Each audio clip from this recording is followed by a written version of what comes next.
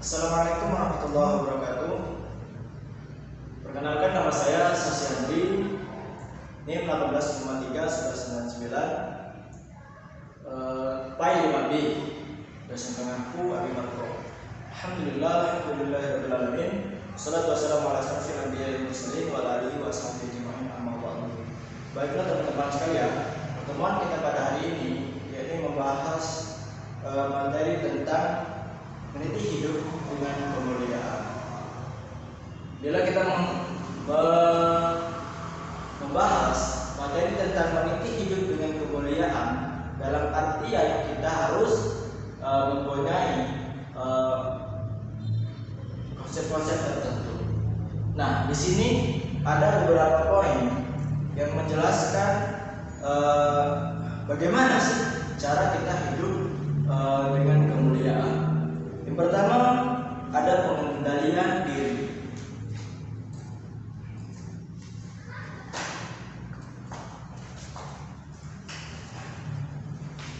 Pengendalian diri. Pertama, ada pengendalian diri.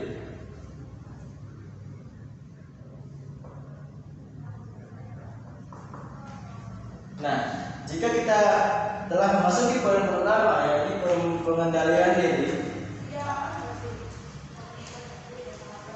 apa yang dimaksud dengan pengendalian diri tersebut? Nah, di dalam bahasa Islamnya, pengendalian diri bisa dikatakan dengan mujahadah an-nafs, yang artinya menahan diri dari segala perilaku, menahan diri dari segala perilaku yang dapat merugikan diri sendiri, seperti sifat serakah atau tamak. Nah, sifat serakah atau tamak itu termasuk dari pengertian dari pengendalian diri.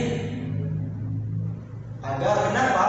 Agar tujuan dari kehidupan yang mulia itu dapat dicapai.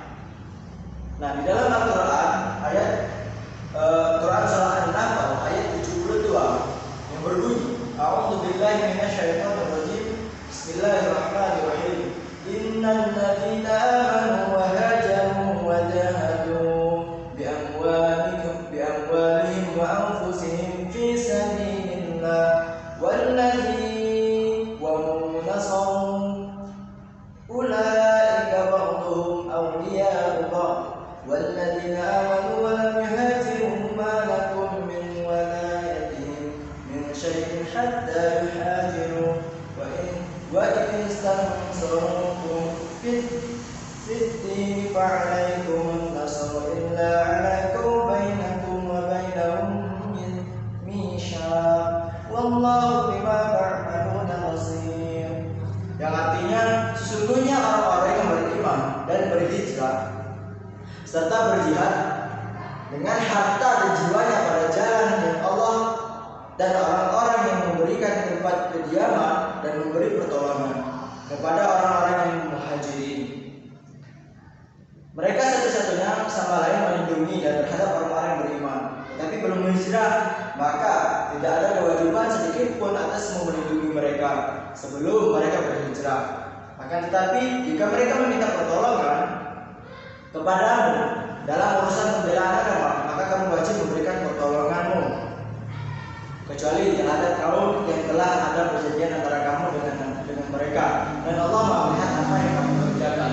Nah, di dalam Al-Quran surah An-Nahl ayat 72 ini menjelaskan tentang pengendalian diri terhadap sifat serakah atau tamak. Dan yang kedua yaitu membahas tentang perilaku mulia tentang pengendalian diri. Nah, perilaku mulia tentang pengendalian diri ini terdapat beberapa poin. Pertama, ada poin sabar. Nah, sabar ini sangat penting dalam pengendalian diri. Jikalau kita menemukan orang yang sifatnya keras, sedangkan pribadi kita sifatnya lembut, maka susah bagi kita untuk bisa menyesuaikan orang tersebut, kecuali dengan sabar. Nah, setelah sabar itu ada poin kedua. Poin kedua dari sabar yaitu memaafkan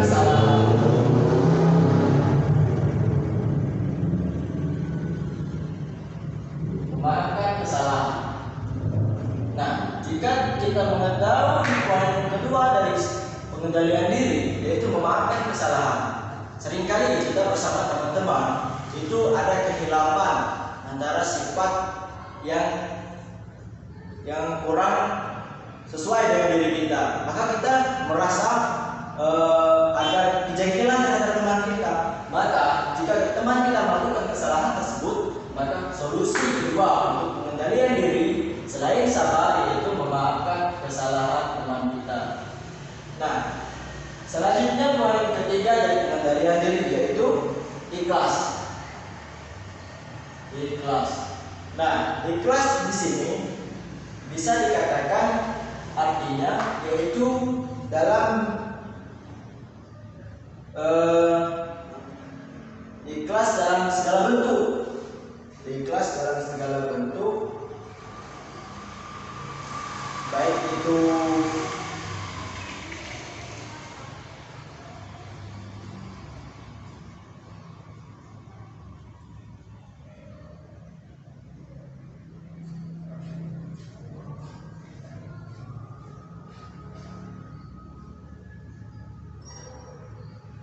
segala bentuk ujian dan musibah.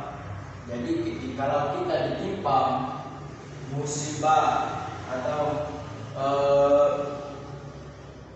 ujian-ujian yang berat bagi kita, maka salah satu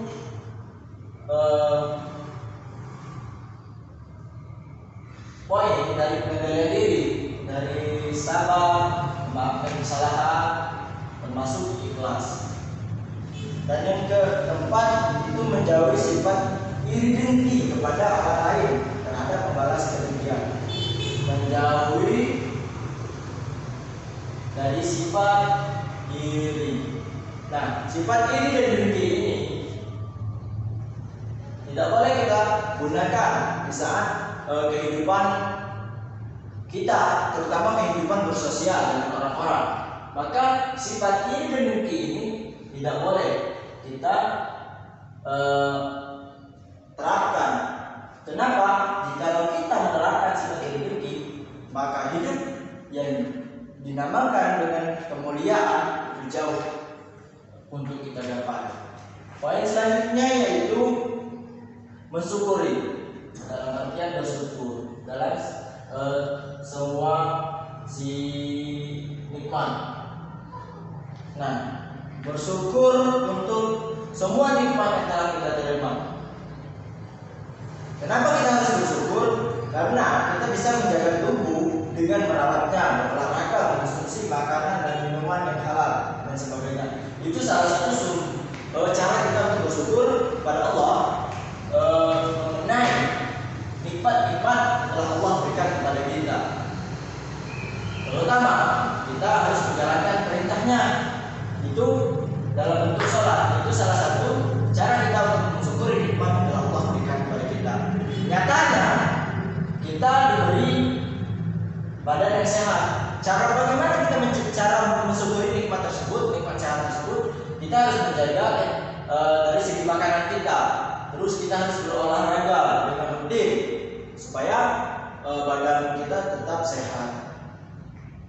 Nah, mungkin itulah beberapa poin dari pengendalian diri untuk menggapai kehidupan yang mulia di dunia ini. Dan selanjutnya ada prasangka baik. Prasangka baik. Di prasangka baik ini kita harus husnuzon, yakni berprasangka baik terhadap orang lain. Dalam bahasa Inggrisnya itu positive thinking. Maka sikap orang yang selalu berpikir positif terhadap apa yang telah diperbuat oleh orang lain, lawan dari sifat ini adalah buruk sangka. Nah, kenapa kita harus bagaimana cara kita harus menggapai kehidupan yang mulia selain dari pengendalian diri dengan poin yang sabar, memaafkan kesalahan, ikhlas dan lain-lainnya? Kita